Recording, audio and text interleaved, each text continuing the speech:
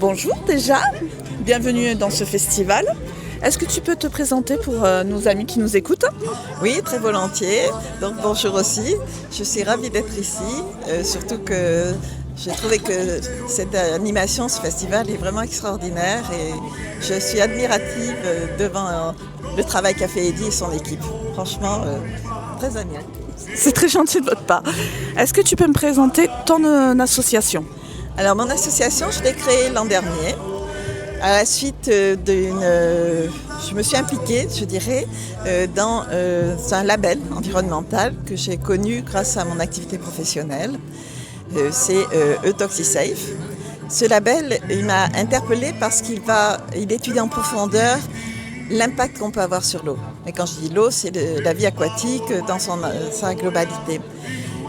Le fait qu'il analyse l'impact qu'on peut avoir, enfin que le produit peut avoir dans sa globalité, mais aussi dans les ingrédients qui composent ce produit et aussi dans l'aspect cocktail, c'est-à-dire lorsque une partie du produit rencontre dans l'eau un autre produit, ça peut aussi impacter la planète.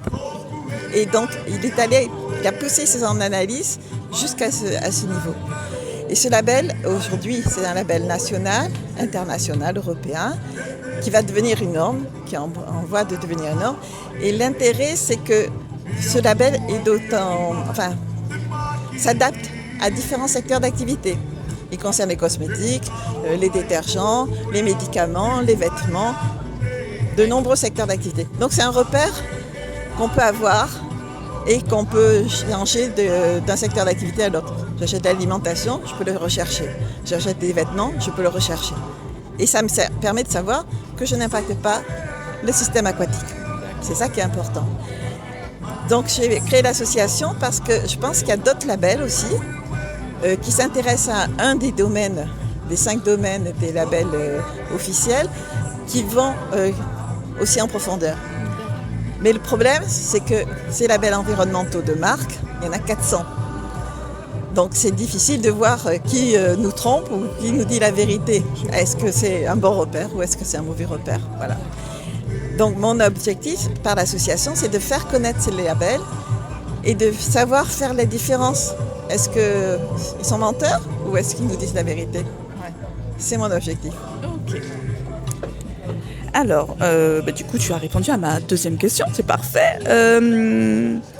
À qui s'adressent tes actions et quel type d'accompagnement proposes-tu? Est-ce qu'on peut vous aider dans vos démarches? Alors, mon action s'adresse à tous les consommateurs, c'est-à-dire à tout un chacun, parce qu'on est consommateur, même enfant. La Suzette que je veux acheter dans le commerce, donc à tout consommateur.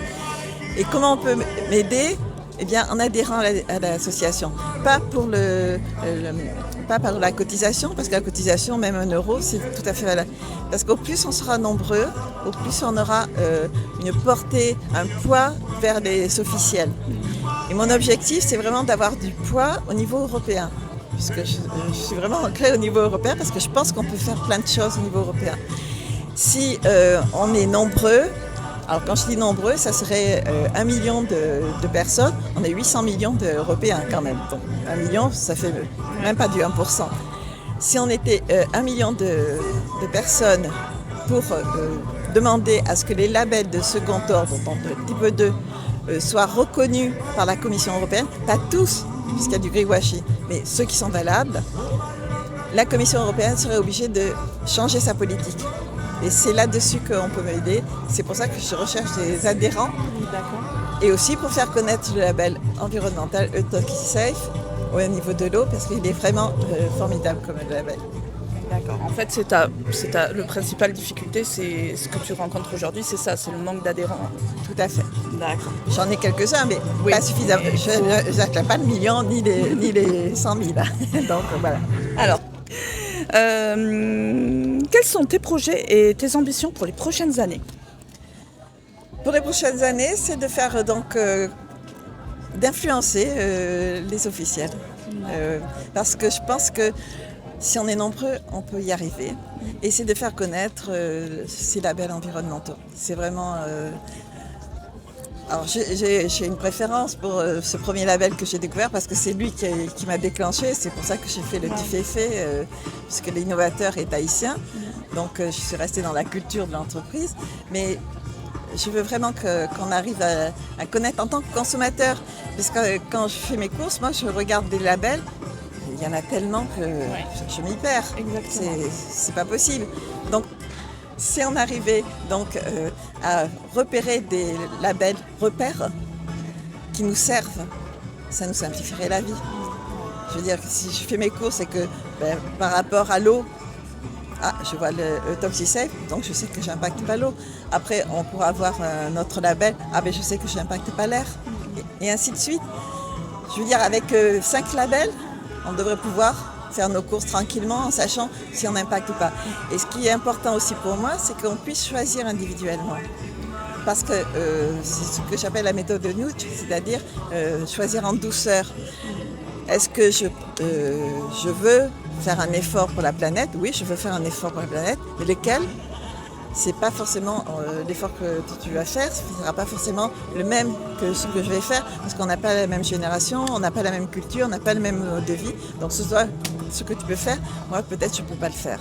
Mais je peux faire autre chose d'à côté. Et c'est ça que chacun est là, tous ensemble, chacun dans son petit coin, entre guillemets, pour l'effort, ça nous permettrait d'impacter moins la planète. Et c'est ça qui est important. D'accord. Quel message, ton dernier mot? Qu'est-ce que tu veux dire à ceux qui nous écoutent? De réagir et de se faire confiance et de réagir parce qu'on a tous envie d'agir mais on ne sait pas trop comment faire. Et bien donc de réagir et de se faire confiance vraiment et en fonction de soi, c'est-à-dire vraiment choisir, je ne veux pas impacter la planète, donc je vais faire cet effort, pas forcément d'écouter les interdits. Parce que ça va nous amener à rien, les interdits. C'est faire vraiment individuellement cet effort et on arrivera ensemble. C'est chacun pour soi, je dirais pour l'effort, mais le résultat, il est global, il est collectif. C'est ça qui est le plus important. Et on peut commencer tout de suite, un pas après l'autre. Absolument, absolument. Et avec régularité, les rituels, absolument, on peut tout à fait progresser. Et nos enfants peuvent tout à fait le faire aussi facilement. Les labels sont là que pour nous aider dans nos choix. Et vraiment, c'est cet aspect qui c'est à nous aussi de réagir et d'avancer. Parce qu'on a fait... Alors, je reviens peut-être un peu en arrière.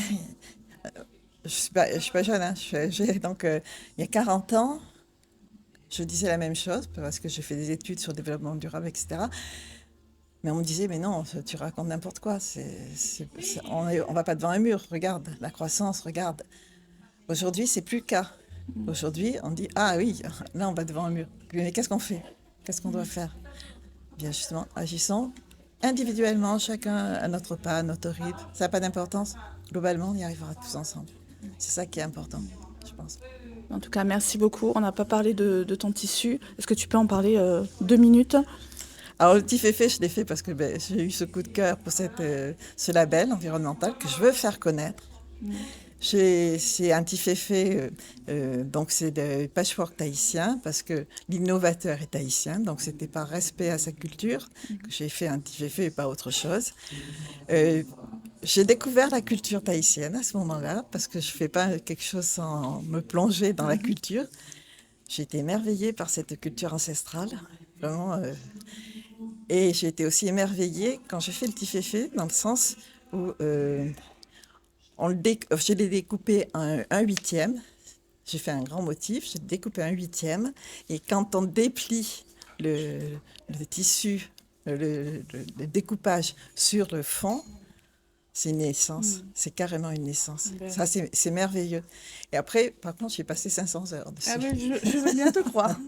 Voilà. Mais je l'ai fait petit à petit, calmement. Ça a été un moment de détente chaque fois que j'ai fait de la couture. Ça a été un véritable plaisir.